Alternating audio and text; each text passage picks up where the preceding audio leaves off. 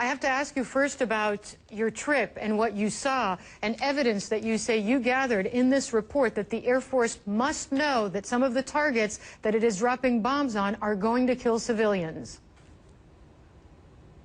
Well, we have been investigating these airstrikes since they started last summer in 2012, and we have documented 59 unlawful attacks that we described in this report. But just yesterday, I was in Aleppo City, and I documented 4 recent attacks that follow the same patterns. And what we have found is that the Syrian government has conducted both indiscriminate attacks, attacks that are not distinguishing between civilians and combatants, and in some cases we believe that they have even deliberately targeted civilians. Right, because Ulla, it's one thing that they're targeting an area they believe rebels are hiding in, and by the way, we killed civilians. That's one thing that is horrific in itself. But then it's entirely a different thing to say that you've gathered evidence that when civilians are waiting in line for bread outside a bakery, that perhaps the Syrian Air Force is deliberately killing these people.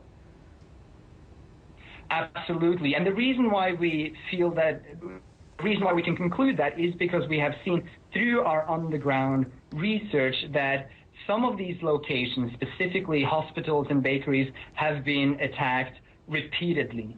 So let me give you one example. The main emergency hospital in opposition-controlled area, for example, has been attacked at least 8 times. And when you attack one building 8 times like this, it is not a coincidence.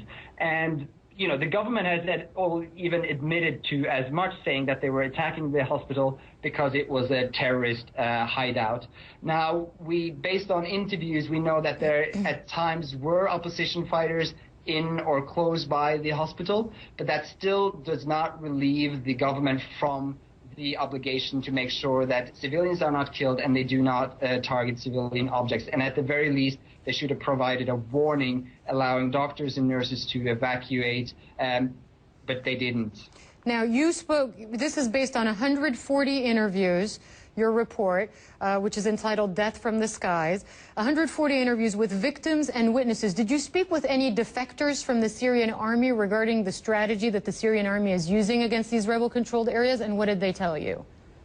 Well, we spoke to 4 defectors from the Syrian Air Force, and what they told us corroborated the findings that we had from these interviews with witnesses. But also, I want to emphasize that we personally visited all these attacks, the sites of the airstrikes.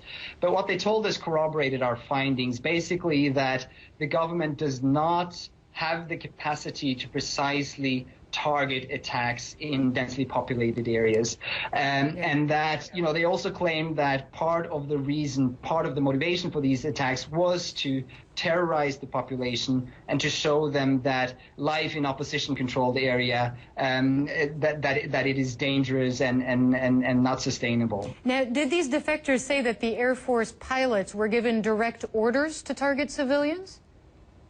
No, we don't know enough about the specific orders that were given. We have not been able to interview the pilots themselves.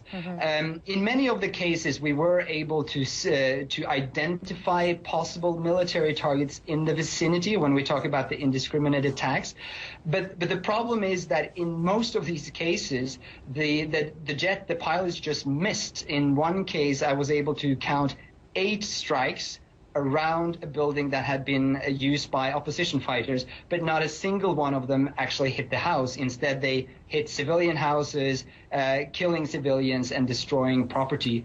But also one important point here is that many of these strikes happen in places that have not seen any ground fighting for months.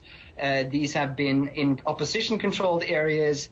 The local government, local residents have been trying to get back to normal life, and the main risk that they're facing are these sudden airstrikes that are completely unpredictable. And I just want to show some of the video as well. I mean, we've actually cut this video.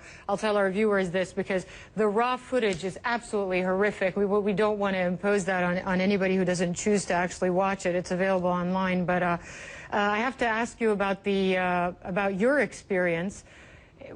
I mean, how hard, how difficult is it to document all this. Clearly, you're not going to get a government escort opening up checkpoints for you, and it's very dangerous.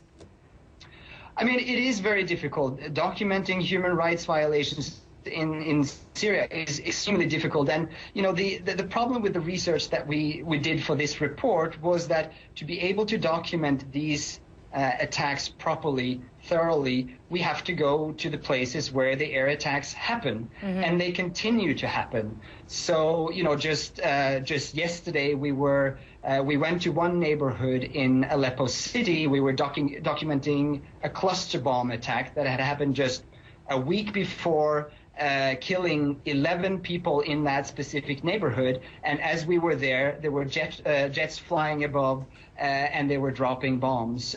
So, you know, it is challenging, but it's at the same time extremely important to be able to analyze what is going on based on facts, and to do that we have to be on the ground. Well, you know, our thanks to you for going in there, taking great personal risks to bring out these stories to the rest of the world, so the rest of the world knows what's going on inside of Syria. Ulla Solvang of Human Rights Watch, thank you very much for joining us on CNN International today.